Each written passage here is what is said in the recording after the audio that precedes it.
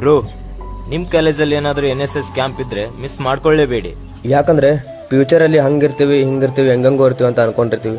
ಆದ್ರೆ real life ಅಲ್ಲಿ ನಾವು ಅನ್ಕೊಂಡಂಗಿರಕ್ ಆಗದೆ ಇರ್ಬೋದು. ನಿಮ್ಮಲ್ಲಿರುವ ಸಮಯವನ್ನ ನಿಮ್ಮವರೊಂದಿಗೆ ಕಳೆಯಿರಿ. ಕೊನೆಗೆ ಅವರೊಂದಿಗೆ ಕಳೆದಂತಹ ನೆನಪುಗಳಾದರೂ ನಿಮ್ಮೊಂದಿಗೆ ಇರ್ತಾವೆ. ಕ್ಯಾಂಪ್ಗೆ ಹೋಗೋದಕ್ಕಿಂತ ಮುಂಚೆ ಸ್ಟ್ರೇಂಜರ್ಸ್ ತರ ಇದ್ದ ನಾವು ಒಂದು ವಾರದೊಳಗೆ ಗ್ಯಾಂಗ್ಸ್ಟರ್ಸ್ ಆಗೋದ್ವಿ. ಬಾತ್ರೂಮ್ ಸಿಂಗರ್ಸ್ ಎಲ್ಲ ಬೆಸ್ಟ್ ಸಿಂಗರ್ಸ್ ಆಗೋದ್ರು. ಇಲ್ಲಿ seniors, juniors, sirs, leaders, classmates ಎಲ್ಲರೂ ಸೇರಿ ಒಂದೇ ವಾರದಲ್ಲಿ ಒಂದು ಫ್ಯಾಮಿಲಿ ರೆಡಿ ಆಗೋಯ್ತು. ಕ್ಯಾಂಪ್ಗೆ ಬಂದ ಮೊದಲ ದಿನ ಯಾಕಾದ್ರೂ ಕ್ಯಾಂಪಿಗೆ ಬಂದು ಅಂತ ಬೇಸರ ಪಟ್ಟ ಅದೆಷ್ಟೋ ಮನಸ್ಸುಗಳು ಅದೇ ಕ್ಯಾಂಪ್ ಮುಗಿಯೋ ಕೊನೆಯ ದಿನ ಎಲ್ಲರನ್ನ ಬಿಟ್ಟು ಹೋಗ್ಲೇಬೇಕಾ ಎಂದು ಕಣ್ಣೀರಿನ ಕಂಬನಿಯನ್ನ ಮಿಡಿತಿತ್ತು.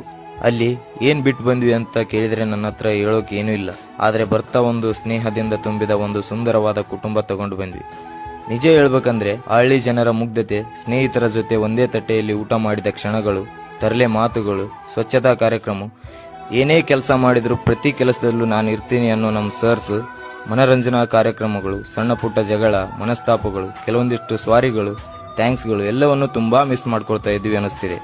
ಮನೆಯಲ್ಲಿರ್ಬೇಕಾದ್ರೆ ಬೆಳಗ್ಗೆ ಸೂರ್ಯ ಹುಟ್ಟಿದ ಮೇಲೆ ಹಾಸಿಗೆಯಿಂದ ಹೇಳ್ತಿದ್ದ ನಾವು ಇಲ್ಲಿ ಮಾತ್ರ ಸೂರ್ಯನ ನಾವೇ ಎದ್ದು ಎಬ್ಬಿಸ್ತಿದ್ವಿ. ಮನೆಯಲ್ಲಿ ಒಂದ್ ಲೋಟ ನೀರನ್ನು ಅವನ ಕೈಯಲ್ಲಿ ಕೇಳ್ತಿದ್ದ ನಾವು ಕ್ಯಾಂಪ್ ನಲ್ಲಿ ಮಾತ್ರ ತಿನ್ನೋ ತಟ್ಟೆಯಿಂದ ಹಿಡಿದು ಉಡೋ ಬಟ್ಟೆವರೆಗೂ ಎಲ್ಲಾ ನಾವೇ ಕ್ಲೀನ್ ಮಾಡ್ತೀವಿ. ಇದು ಕೇವಲ ಒಂದು ಕ್ಯಾಂಪ್ ಅಷ್ಟೇ ಅಲ್ಲ, ನಮ್ಮ ಜೀವನದ ಹೊಸ ಅನುಭವ.